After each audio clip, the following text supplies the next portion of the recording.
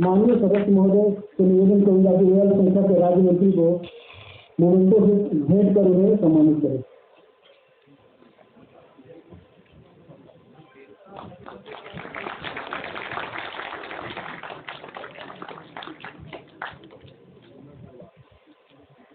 माननीय संयुक्त सचिव महोदया श्रीमती धनलक्ष्मी से निवेदन करूंगा वे अध्यक्ष महोदय, उपाध्यक्ष महोदय और सदस्य महोदय को स्मृति चिन्ह प्रदान करें।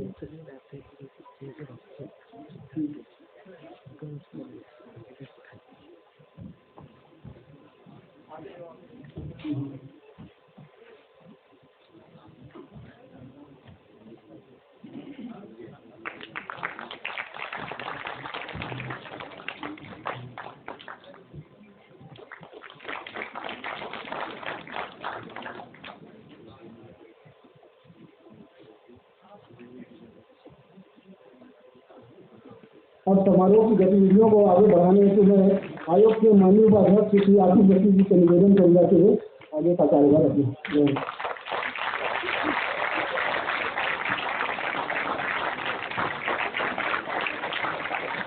बहुत बहुत धन्यवाद आप सभी का, बहुत बहुत धन्यवाद, बहुत बहुत धन्यवाद। आज के इस अल्पसंख्यक अधिकार दिवस कार्यक्रम में, जिसको कि हम माइनॉरिटी डे के उपलक्ष्य में मनाते हैं, हम सब के हरदिल अजीज, हम सब के कायद, हिंदुस्तान के दलित, शोषित, पीड़ित, गरीब मजदूरों की आवाज आज के हमारे मुख्य अतिथि श्री मुख्तार अब्बास नकवी जी का एक बार जोरदार खड़े होकर एक बार तालियों से आप उनका अभिनंदन करें, जोरदार तालियों से एक बार उनका अभिनंदन करें। तो आज वो हमारे इस कार्यक्रम में आए हैं, तालियों की गड़गड़ाहट बहुत जोरदार होनी चाहिए।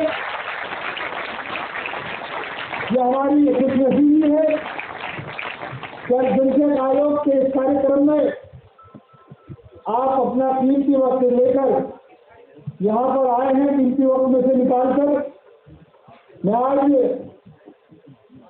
आपको इस कार्यक्रम के बारे में बताना चाहता हूँ कि विश्व भर में प्रत्येक वर्ष 18 दिसंबर को अंतर्राष्ट्रीय अल्पसंख्यक अधिकार दिवस मनाया जाता है। ये दिवस प्रतिवर्ष 1992 में संयुक्त राष्ट्र संघ द्वारा अल्पसंख्यक समुदाय के अधिकारों की रक्षा, राष्ट्र निर्माण में योगदान के रूप में चिन्हित कर अल्पसंख्यकों के क्षेत्र विकास में ही उनकी भाषा, जाति, धर्म, संस्कृति, परंपरा आदि की सुरक्षा को सुनिश्चित करने हेतु मनाया जाता है।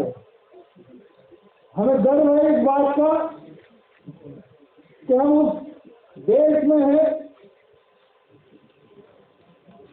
भारत देश में, जिसका नेतृत्व देश के यशस्वी प्रधानमंत्री श्री नरेंद्र मोदी जी कर रहे हैं। और वो वाहिद एक ऐसे नेता है पूरे विश्व के कि जिन्होंने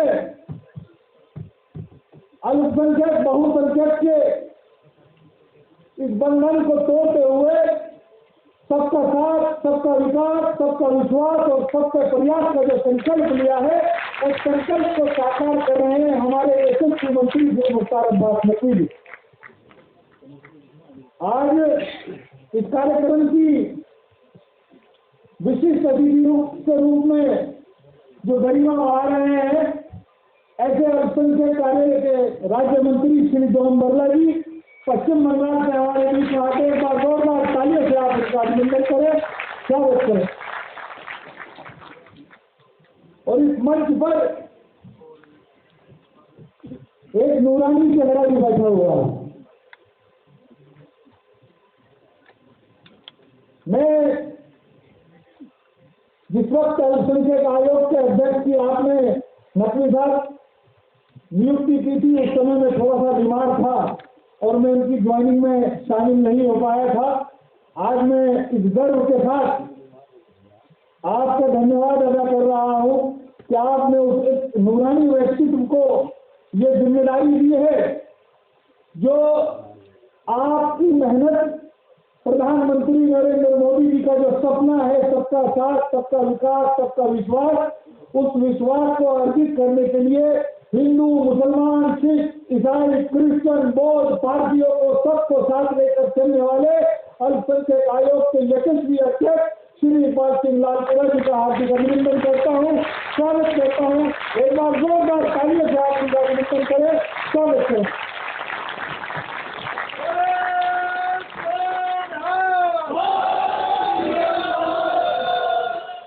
आज हमारे इस कार्यक्रम की खूबसूरती को बढ़ाने के लिए मौजूद है हमारे हरदिल अजीज बड़े भाई, नवनियुक्त अल्पसंख्यक आयोग के सदस्य श्री के देवू जी, पारसी समुदाय के हैं। जोरदार तालियों से आप इनका अभिनंदन करें, स्वागत करें।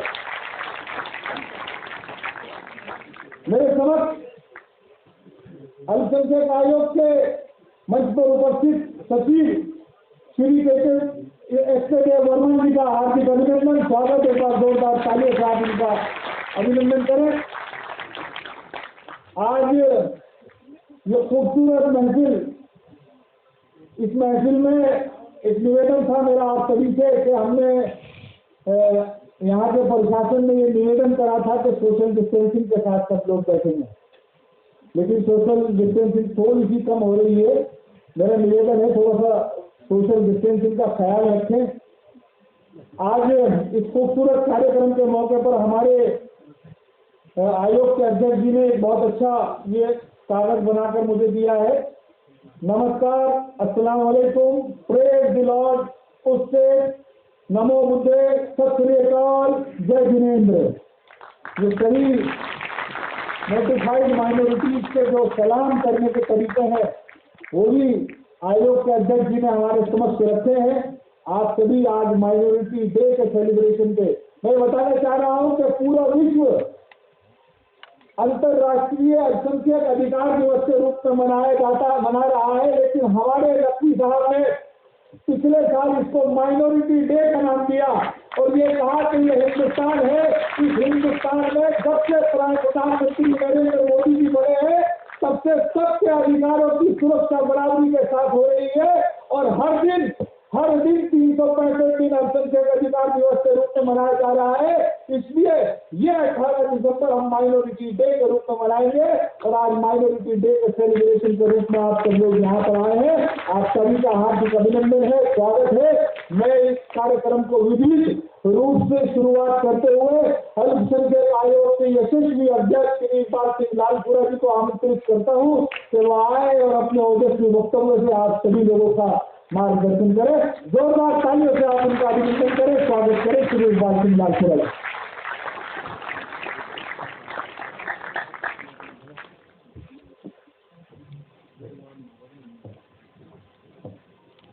हमारे देश के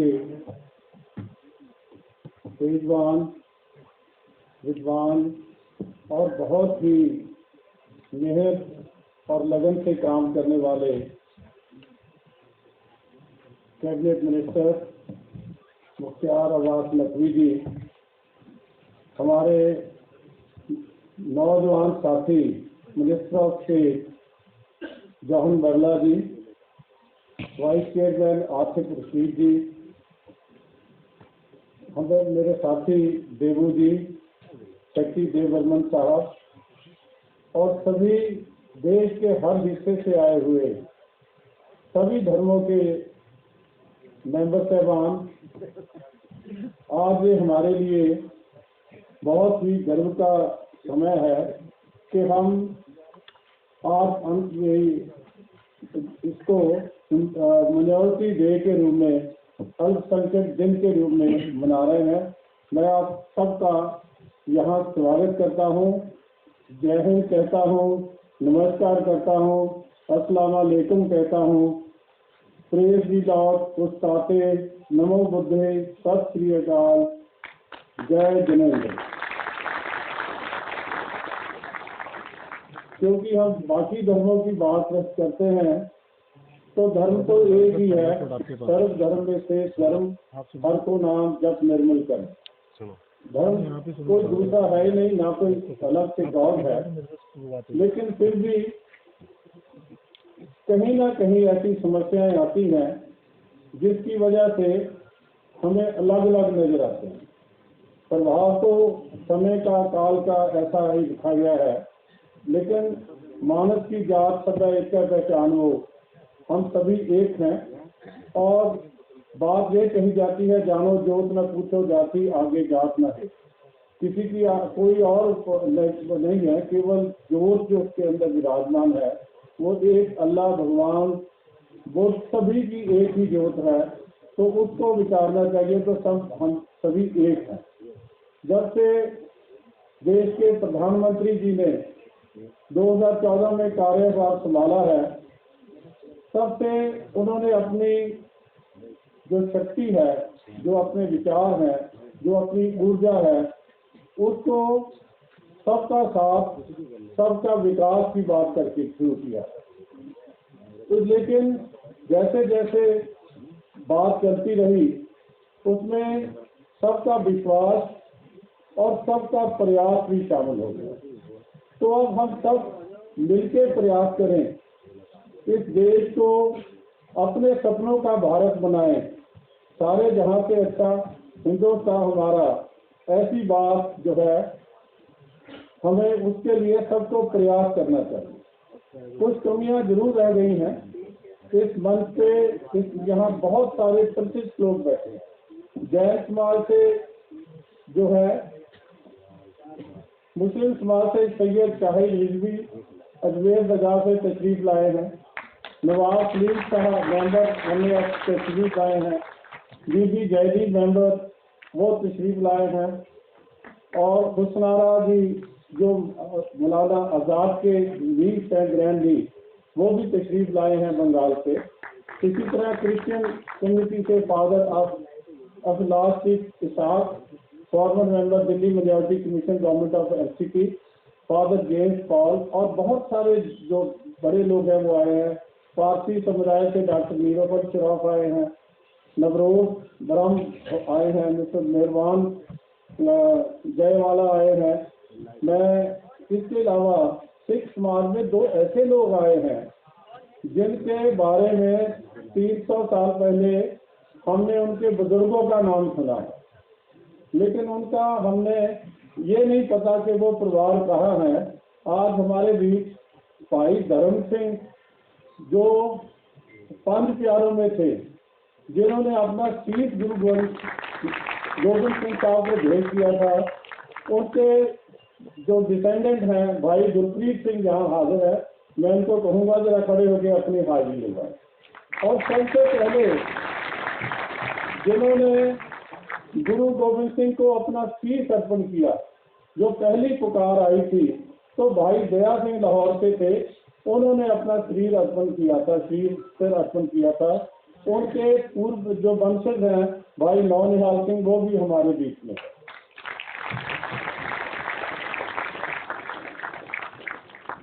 कैप्टन पीपी सिंह असम से आए हैं। मान साहब, Ramneet Singh Mann ji, professor Karanjit Singh vice chancellor साहब, ब्रिगेडियर दोस्ता साहब, सरना साहब, कुलबीर सिंह जी, बहुत ही महान आदमी जिन लोगों ने समाज की सेवा में और देश के को आगे बढ़ाने में काम किया है, वो आज हमारे सब मौजूद हैं। लेकिन जो है बात पहले शुरू की थी नकवी साहब की। नकवी साहब का एक ही, मैंने ऐसा जिंदगी में बड़े लंबी सफर तय किया है, लेकिन इतना प्यार वाला व्यक्ति, किसी से काम लेना भी बहुत मुश्किल काम होता है।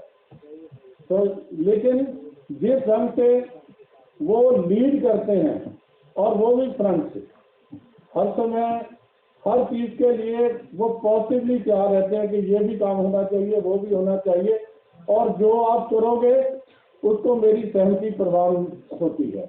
तो ऐसे साथियों के साथ जब जौहन बल्ला जी से मिलते हैं, बात चाहे हम इनको रिक्वेस्ट इन्विटेशन के लिए करना गए हैं, लेकिन बात होती है कि इनको डेवलपमेंट की कैसे की जाए, एजुकेशन में क्या किया जाए, कैसे लोगों को जोड़ा जाए, और कहाँ कहाँ हम क्या क्या कर सकते हैं, इतने सालों में ये क्यों नहीं हुआ। तो मैं ऐसे ऊर्जावान नौजवान मंत्री जो दिल से काम करना चाहते हैं और 18 घंटे काम करना चाहते हैं, ऐसे लोगों की टीम के मेंबर के रूप में हम काम कर सकते हैं। आदित्य भाई ने अपने भाषण में ही बता दिया वो क्या चीज़ है, कैसे लोगों को जोड़ सकते हैं, कैसे लीड कर सकते हैं, कैसे साथ दे सकते हैं, और कैसे जो है वो हमारे जो एक एसेट है इस माइनॉरिटी कमीशन की। देवू भाई मेरे से उम्र में बड़े हैं, लेकिन देवू भाई रेड क्रॉस से जुड़े, देश की सेवा से जुड़े ऐसे व्यक्ति हैं जिसने सारा जीवन ही जो है समाज सेवा को अर्पण कर दिया। वैसे तो पारसी धर्म हमारे देश की शान है। देश में जो तरक्की हुई है इंडस्ट्री में, जो जहाँ जब अब कल हम मना के हटे हैं भारत की स्वतंत्रता, बांग्लादेश पे जीत का दिवस 50 साल, तो जनरल मानेक शाह को कैसे भूल सकते हैं और दादाजी को कैसे भूल सकते हैं इंडस्ट्री में। तो सारा काम जो है इसमें पारसी कम्युनिटी कर रही है। तो उनके भी ये ऊर्जावान मेंबर, मैं तो उनको अपना बड़ा भाई नहीं कहूँगा, क्योंकि ये ऊर्जा में मेरे से भी ज़्यादा है और हर भागने में बिलीव करते हैं। तो मैं जिस बात के लिए खड़ा हुआ हूँ वो ये है कि ये जो माइनॉरिटी कमीशन है ये 1978 में गठित किया गया। उस समय मोरारजी देसाई जी प्रधानमंत्री थे। उनके मन में ये बात थी कि जब कॉन्स्टिट्यूशन बना तब भी वो वहाँ मेंबर थे कि ऐसा काम होना चाहिए जिसमें माइनॉरिटीज को डेवलप किया जा सके। लेकिन बहुत साल तक ये फाइलें दबी रही। जब पहली बार नॉन कांग्रेस प्राइम मिनिस्टर बना तो उसने सोचा कि इनको आगे बढ़ाना चाहिए, इस बात को लेके आगे चलना चाहिए, और उनकी की हुई जो बात है शुरू की गई, उसको एक मिनिस्ट्री का रूप जो है दिया गया 2006 में। और इसमें तब से ये पहले होम मिनिस्ट्री के तहत था, फिर वेलफेयर मिनिस्ट्री के पास था, अब इंडिपेंडेंट मिनिस्ट्री है वो इसको लुक आफ्टर करती है। जहाँ तक कमीशन का काम है, लोगों के मन में ऐसी विचार है कि हम कोई अदालत हैं या किसी को केवल उसका डिस्क्रिमिनेशन की बात करते हैं।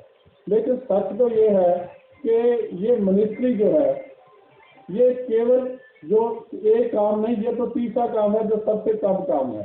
सबसे ज़्यादा है एजुकेशन टू द माइनॉरिटी, जिसके लिए बहुत सारी सहूलतें, वजीफे, स्टाइपेंड विदेश तक बड़ी बड़ी स्कीमों के तहत अवेलेबल है। और वो एजुकेशन स्कीम जो है हर आदमी को उसका फायदा हो, इसके लिए ये जो मिनिस्ट्री है, कमीशन है, हमेशा इसके लिए कोशिश करता रहता है।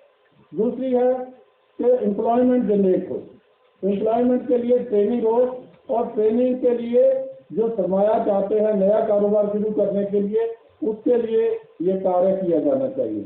मैं आपको, मुझे खुशी हो रही है ये बात शेयर करते हुए कि जो एम्प्लॉयमेंट का काम है, मेरे ख्याल ये मंत्री जी का मन का सबसे पसंदीदा काम है। इनका यत्न है कि ये मैं बनाने की बात ही ना करूं, हुनर हाट के द्वारा बेचने का भी तरीका सिखाएं, और वो इसके लिए हमेशा बाहर रहते हैं, कोई ना कोई काम लगा रहता है। अब जब इक्वालिटी की बात आती है, इस स्कीमों को लोगों तक ले जाने के लिए ये कमीशन हमेशा यत्नशील रहता है। जब कोविड में बिल्कुल बाहर निकलना असंभव था, तब भी कमीशन ने यहाँ भी सुनवाई की है, स्टेट्स में जाके भी देखा है कि क्या ये जो हमारी स्कीम्स हैं ये इम्प्लीमेंट हो रही हैं। लेकिन अफसोस की बात है, अभी कहना पड़ता है कि 18 स्टेट्स में जगह केवल माइनॉरिटी कमीशन बना है। 18 जगह ऐसी हैं जो चाहे वो अर्बन क्या तो यूनियन टेरिटरीज हो या स्टेट हो, वहाँ अभी तक कमीशन बना नहीं है। तो मैं समझता हूँ इसके लिए मंत्री जी को रिक्वेस्ट करते हैं कि ऐसा प्रोविजन हो कि ये चीज़ें बने, और जल्दी से जल्दी, हम तो हर 3 महीने बाद देखते हैं कि इनका मेंबर बनना चाहिए, और जब मेंबर बनेंगे तो बात आगे चलेगी। अगली बात है कि लोगों को लगता है कि कुछ लोग दुष्प्रचार कर रहे हैं कि अट्रॉसिटीज हो रही हैं, ऐसा हो रहा है, वहाँ हो रहा है। जिस देश में हम रहते हैं ये डाइवर्सिटी में यूनिटी है। जहाँ डाइवर्सिटी होती है, जो पंजाबी कहने लगे जैसे दो भांडे होंगे खड़कन देगी, थोड़ा बहुत चलता रहता है। जिसका मतलब ये नहीं है कि यहाँ कोई there is no complaint of atrocity जो हमारे पास किसी के धर्म के नाम से आई हो। और वैसे जमीन का झगड़ा, मकान का झगड़ा ऐसे तो चलते रहते हैं। जो हमारे स्टेटिस्टिक्स है वो भी यही बोलते हैं कि पिछले 3 साल में 2019 में हमारे पास 1900 के करीब कंप्लेंट आई थी, 2020 में 1670 के करीब, और अब जो है 2021 में 1516 के करीब कंप्लेंट जो है हमारे पास आई है। जो इसके अलावा हमने बहुत सारे लोगों को बुला के सुनवाई की है, जो कंप्लेंट आई हैं उनका हल करने की कोशिश की है।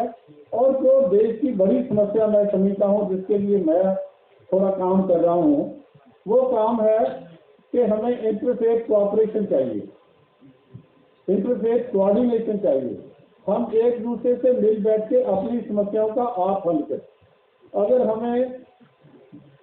हम ही एक दूसरे से, मिनॉरिटीज ही एक दूसरे से नहीं बैठ के बात कर सकती, तो हम दूसरे को क्या कहेंगे, कैसे होना चाहिए। मेरा तो ये एफर्ट होगा कि 7वां धर्म जो है सबसे बड़ा धर्म है यहाँ, उनके बिना हम जी नहीं सकते, उनको भी साथ लेके ही चलना पड़ेगा।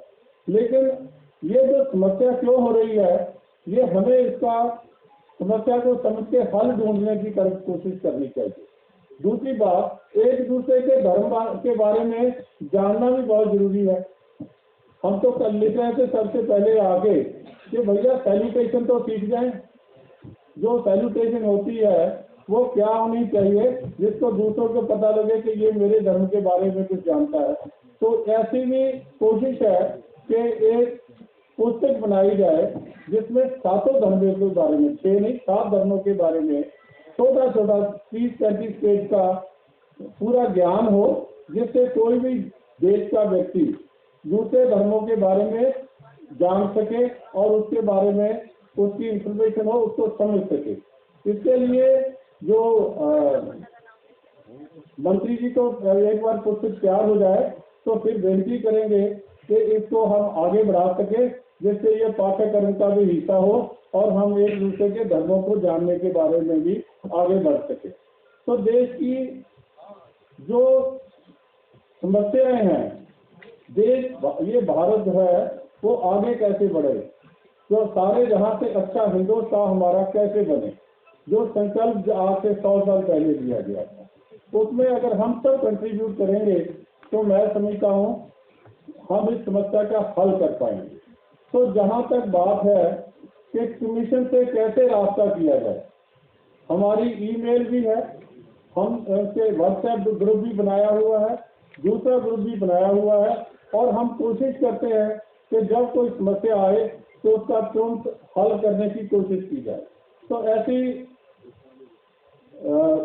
आज सर्दी का दिन है और जो समझते हैं कि साल का एंड है, और इतनी सर्दी में भी आप सब लोग इतनी दूर से चल के आए, हमारा इनविटेशन एक्सेप्ट किया। मैं आप सबका धन्यवाद करता हूं। जिन लोगों ने इस काम को पूरा करने के लिए मेरे जो साथी रहे, राजेश सिंह जी, सुभाष ओसवाल जी और जैन समाज के दूसरे लोग, और मुझे ये कहने की खुशी हो रही है कि ये लोग कहते हैं कि आपका दफ्तर भी सभी धर्मों का एक जैसा बने, मिलके बने। उसके लिए जैन समाज जो है वो उसके लिए कंट्रीब्यूट करेगा, उसके लिए खर्चा भी करेगा, प्लान भी करेगा।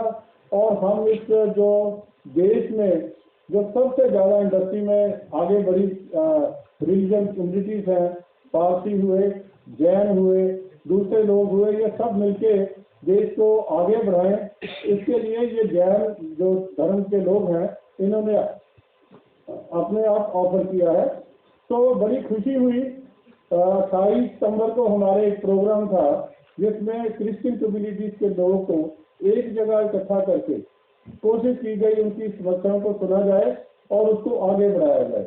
हम उसको आगे बढ़ाते हुए हर साल कम से कम 2 बार हर धर्म के लोगों को अलग अलग से मिलेंगे, उनकी जिससे उस धर्म से संबंधित बातें हमें पता चल सके और दूसरे धर्मों के साथ मिलकर एक कोऑर्डिनेशन कमेटी हो, इसके लिए भी यत्न करेंगे कि ये ग्राउंड लेवल तक, डिस्ट्रिक्ट लेवल तक पहुंच सके। मैं आप सबका बहुत बहुत धन्यवाद करता हूं। Thank you very much. जय हिंद।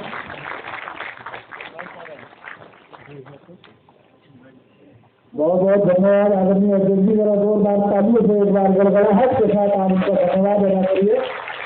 बहुत विस्तार पूर्वक आयोग की गतिविधियां और उसकी आगामी योजनाओं के बारे में आपके सामने रखा। हमारे बीच में मौलाना आजाद एजुकेशन फाउंडेशन के उपाध्यक्ष सुरेंद्र सिंह जी भी एक बार जोरदार तालियों से उनका स्वागत कर दीजिए। हमारे बीच में इंडिया इस्लामिक कल्चरल सेंटर के प्रेसिडेंट श्री सिराजुद्दीन कुरैशी साहब भी मौजूद हैं। एक बार जोरदार तालियों से उनका स्वागत कर दीजिए। मौलाना आजाद एजुकेशन फाउंडेशन के ट्रेजरर श्री शाकिर हुसैन साहब भी है, एक बार जोरदार तालियों से उनका भी स्वागत कर दीजिए। नवाब सलीम साहब मौलाना आजाद एजुकेशन फाउंडेशन के मेंबर और बिलाल जैदी साहब NAES के मेंबर भी हमारे बीच में मौजूद है। एक बार जोरदार तालियों से आप उनका स्वागत कर दीजिए। हालांकि कार्यक्रम इस प्रकार होने था कि मैं आमंत्रित करता आपके बीच में इस वक्त राज्य मंत्री को, लेकिन अभी हमारे कार्यक्रम के जो मुख्य अतिथि है उनको 12:30 बजे पार्लियामेंट की एक अर्जेंट मीटिंग में जाना है, इसलिए मैं पहले आमंत्रित कर रहा हूँ हमारे यशस्वी अजीमुस्सान रहनुमा श्री मुख्तार अब्बास नकवी को। एक जोरदार तालियों के साथ खड़े होकर आप इनका अभिनंदन करें, स्वागत करें हमारे बीच में श्री मुख्तार अब्बास नकवी जी।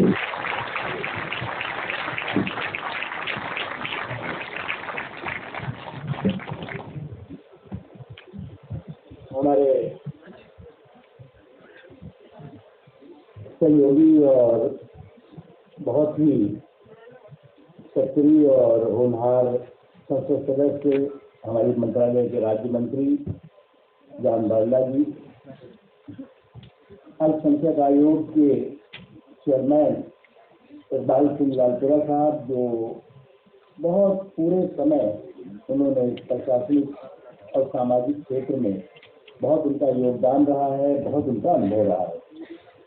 मेरे भाई काफी रशीद साहब जो अल्पसंख्यक आयोग के वाइस चेयरमैन हैं और लगातार सामाजिक शैक्षणिक क्षेत्रों में बहुत ही सक्रिय तरीके से सक्रिय भूमिका हमेशा निभाते रहे हैं। अल्पसंख्यक आयोग के हमारे दूसरे सदस्य प्रोफेशन से वो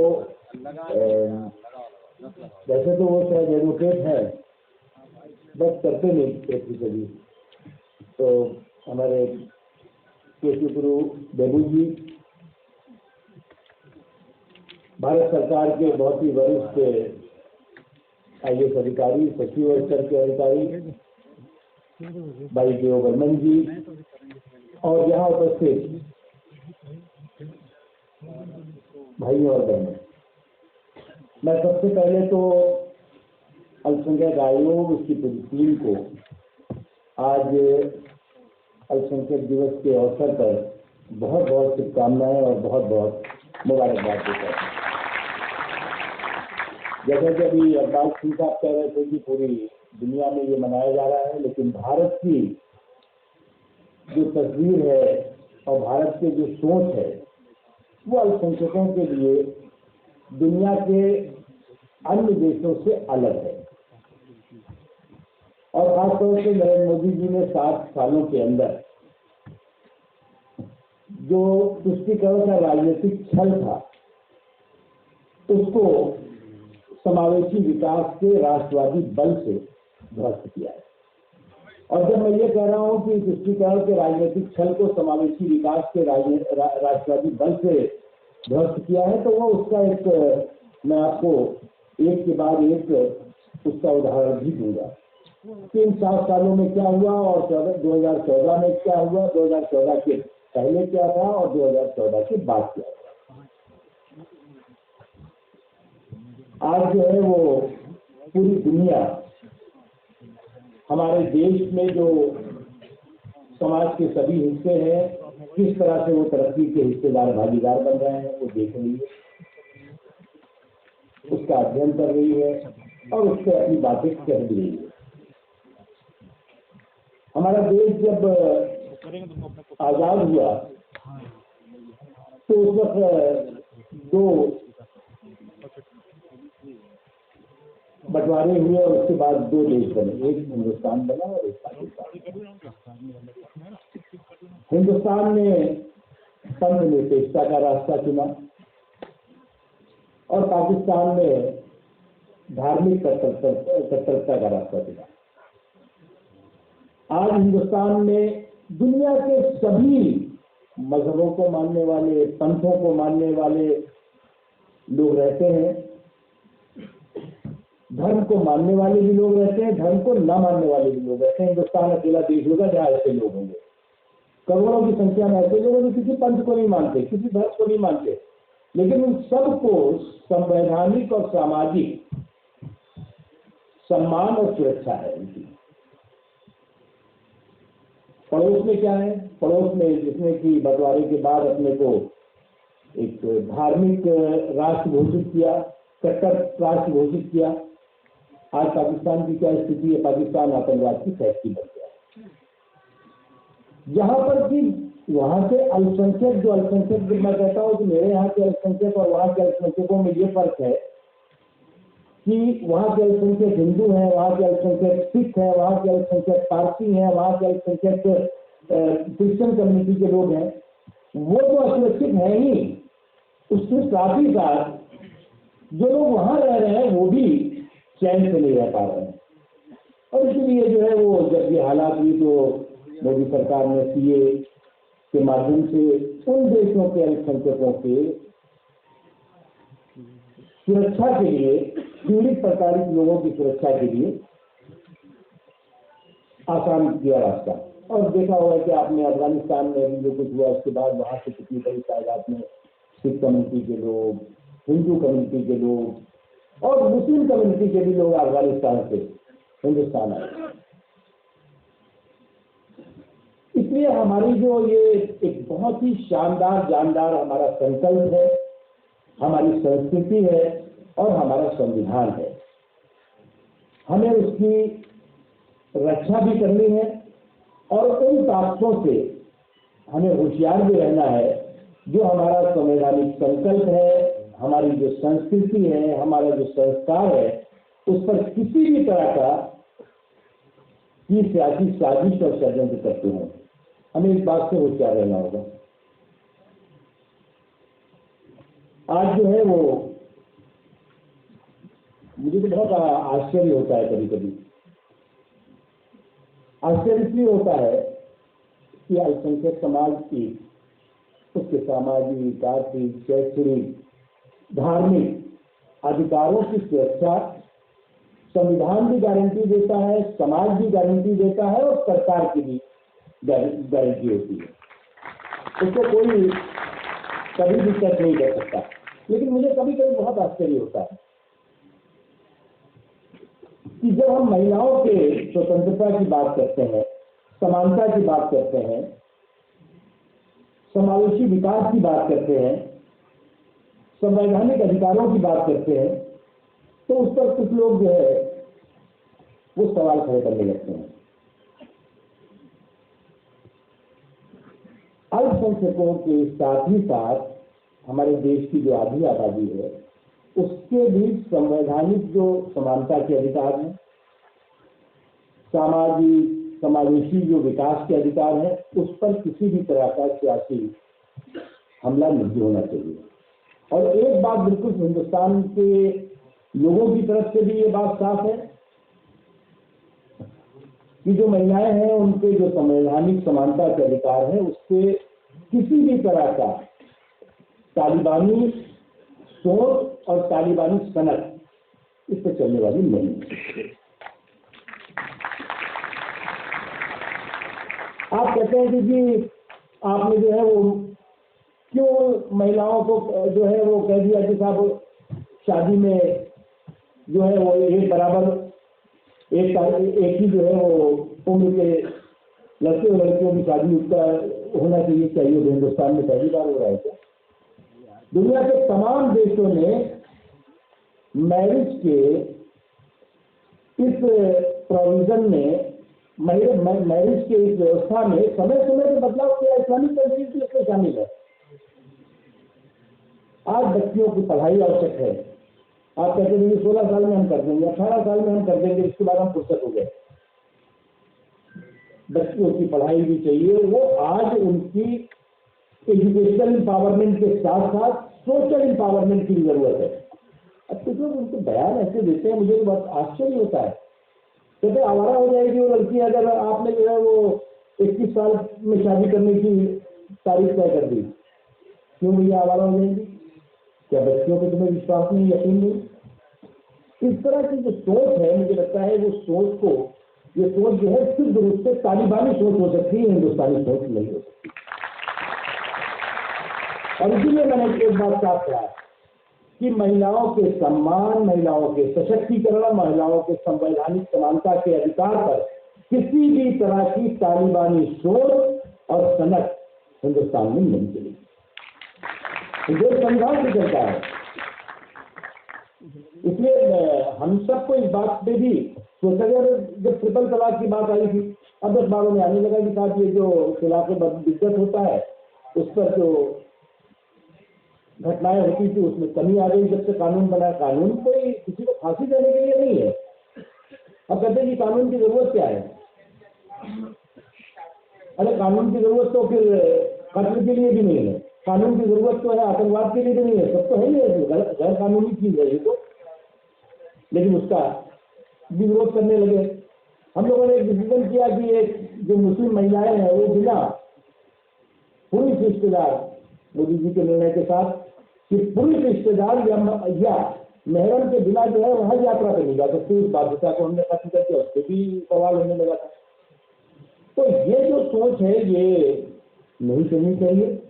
हमें जो है वो जहां पर एक तरफ देश के अल्पसंख्यकों के अधिकारों की रक्षा करनी है, उसी तरह से हमें देश की आधी आबादी और अल्पसंख्यक समाज की भी आधी से ज्यादा आबादी, उसकी भी हमें बराबर से रक्षा करनी होगी। और हमने जो है वो इस चीज को समावेशी विकास और सर्वस्पर्शी सशक्तिकरण के रास्ते से सफलता करके दिखाया है। मैं आपको केवल एक उदाहरण के तौर से देना चाहूंगा, उसमें बहुत लंबे हमारे हैं। 2014 से पहले जो सरकारें थी वो तो बहुत सेकुलर थी, हालांकि मैं तो उससे भी बड़ी आपत्ति है। संविधान में पंथ निरपेक्षता लिखा गया। अब कुछ लोगों की समझ सवाल हुई, उन्होंने कहा पंथ निरपेक्षता को धर्म निरपेक्षता बना दो। और ये देश तो हमने अभी पहले कहा कि इस देश में सब धर्म के लोग रहते हैं, धर्म के लोग भी रहते हैं, धर्म के न मानने वाले भी लोग रहते हैं। धर्म निरपेक्ष कहां से हो जाएगा? पंथ निरपेक्ष हो सकता है। अब वो किसी ने अपना उसको धर्म निरपेक्ष कर दिया और धर्म निरपेक्ष से बड़ा शोर मचता रहता है। सेकुलर को उन्होंने धर्म निरपेक्ष बना दिया जो कि पंथ निरपेक्ष है। और वो देश, जिस देश के संसद में वासुदेव कुटुंबकम लिखा हो, हमारे यहाँ हमारे देश की संसद में कोई धार्मिक चीजें नहीं लिखी हुई है। यानी कि पूरा संसार और संसार के लोग जो है वो हमें उनके सम्मान और उनके अधिकारों की रक्षा करनी है। अब जैसे मोदी जी जब आए तो ये शोर मचा कि साहब ये पहली बात तो ये अल्पसंख्यक मिनिस्ट्री बंद हो जाएगी। अब उन्होंने जो है जिस समय अल्पसंख्यक मंत्रालय था उसका बजट जो है जब हमको मिला था उसमें 2000 करोड़ रहा होगा, और आज जो है 5000 करोड़ से ज्यादा कर दिया उन्होंने। इसके अलावा जो बच्चियों की बात हम कर रहे हैं, बच्चियों की बात, स्कॉलरशिप जो है वो 2014 से पहले, 2014 से पहले ये 70 साल हो गए होंगे, 2014 से पहले 3 करोड़ और 3 लाख अल्पसंख्यक समाज को स्कॉलरशिप मिली है। 2014 से पहले 3 करोड़ 3 लाख, मतलब ये 70 सालों की कहानी बता रहा हूं। और 7 सालों में मोदी सरकार ने 2014 के बाद 5 करोड़ 10 लाख स्कॉलरशिप बच्चियों को दी है, जिसमें 60% महिलाएं बच्चियां हैं। और जिसका नतीजा हुआ कि जो स्कूल ड्रॉप आउट रेट था वो स्कूल ड्रॉप आउट रेट जो 70% था वो 30% पहुंच गया है और हम 0% करेंगे आने वाले 2 सालों में। ये बदलाव है, ये समावेशी सोच है। जब ये सबका साथ, सबका विकास, सबका विश्वास, सबका साथ, सबका प्रयास केवल नारा नहीं है, ये जो है वो एक संकल्प है और उस संकल्प के साथ हम काम कर रहे हैं। उसके अलावा देखिए आप रोजगार की बात है, अलग अलग हम रोजगार के अलग अलग योजनाएं हमारा मंत्रालय और केंद्र सरकार के अलग अलग मंत्रालय चलाते रहते हैं। अब एक कभी इकबाल सिंह साहब एक चीज का उन्होंने कि साहब जो दस्तकार शिल्पकार ये तो हम सोचते ही नहीं था कोई। 2016 में मोदी जी ने, प्रधानमंत्री जी ने मुझसे कहा कि भाई इनकी चिंता होनी चाहिए, ये बिल्कुल जो है ये लुप्त हो रही है। तो दस्तकार है, शिल्पकार है, संग तराश है, कलाकार है, कारीगर है, ये सारे की सारी एक हमारे देश की विरासत है।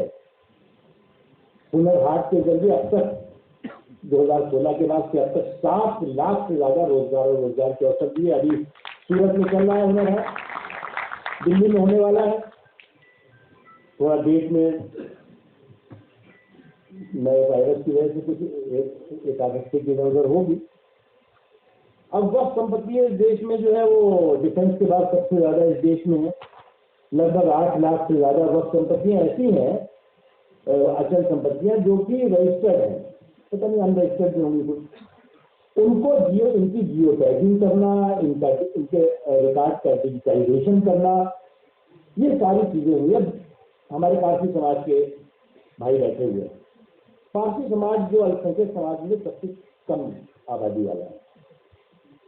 अब पारसी समाज की आबादी लगभग जो 2011 का सेंसस था लगभग 50,000 रह गई, 50,000 60,000।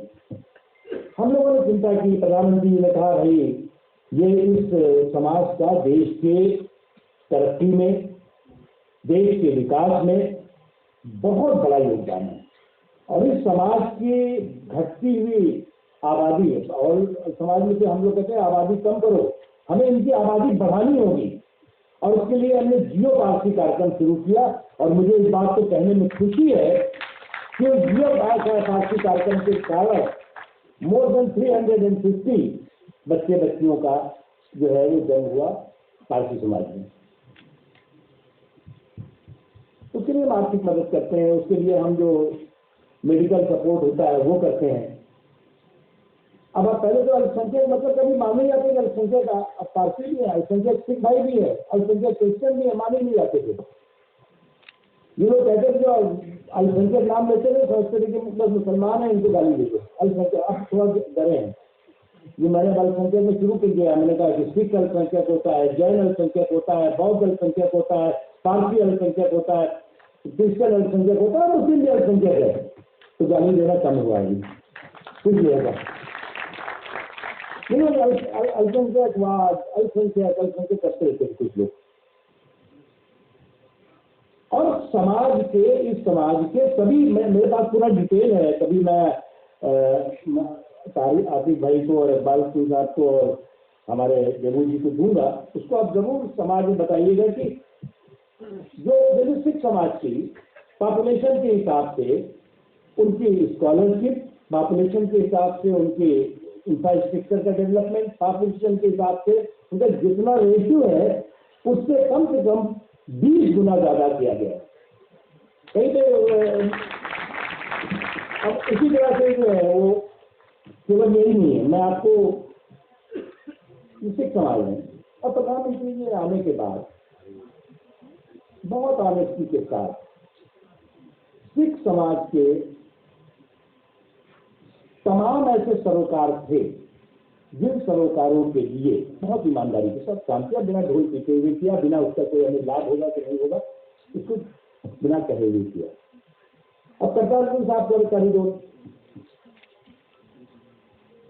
उसके अलावा जो अभी गुरुद्वारा सर्किट की बात चल रही है और तमाम ऐसे जो उपाय हैं, चाहे वो शिक्षा के क्षेत्र में हो, चाहे रोजगार के क्षेत्र में हो, चाहे इंफ्रास्ट्रक्चर के क्षेत्र में। मैं तो पंजाब की गवर्नमेंट से कहते कहते थक गया।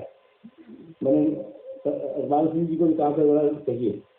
अब उन्होंने जो है वो, हमने कहा भाई तुम जहाँ जहाँ पे जिन दूर दराज के इलाकों में अस्पताल नहीं है, स्कूल नहीं है, कॉलेज नहीं है, हॉस्टल नहीं है, हॉस्पिटल नहीं है, स्किल डेवलपमेंट सेंटर नहीं है, बनवाओ, पैसा देंगे। कभी कभी भूले बिसरे थोड़े बहुत प्रपोजल भेज देते हैं, वो भेजते सबसे पीछे हैं, वो पीछे इस काम में पैसा हम दे रहे हैं, लेकिन आप जो है वो वहां पे बनाने को तैयार नहीं है। वो अपनी उनकी समस्या है। उसी तरह से इन 7 सालों में अगर आप जो अन्य योजनाएं हैं, जिन योजनाओं का कि भारत सरकार के माध्यम से होती है, चाहे वो मुद्रा योजना हो, चाहे जनधन योजना हो, बिजली गांव तक पहुंचाने की योजना हो, ये सभी योजनाओं का एक लंबी श्रृंखला है, आयुष्मान योजना हो, इन सभी का जो है वो लगभग अल्पसंख्यक समाज को 25 से 35% लाभ अल्पसंख्यक समाज को हुआ, जो पिछड़ा था, कमजोर था। अब घर बनाने की बात थी, पता लगा कि जो है वो जब ढूंढे गए कि किन इलाकों में पक्के घर नहीं है, तो ज्यादातर वो इलाके हैं जहाँ पर अल्पसंख्यक समाज के लोग रहते थे, वहां घर बन गए। बिजली की जगहों पर नहीं थी, अंधेरा था बिजली का। पता लगा कि वो कौन से इलाके हैं जहाँ ज्यादातर बिजली नहीं है, तो उसमें 60% ऐसे गांव निकले, ऐसे इलाके निकले जहाँ पर अल्पसंख्यक समाज के लोग रहते थे, चाहे वो नॉर्थ ईस्ट में हो, चाहे कश्मीर में हो, चाहे उत्तर प्रदेश में हो, चाहे अन्य जहाँ पे हो।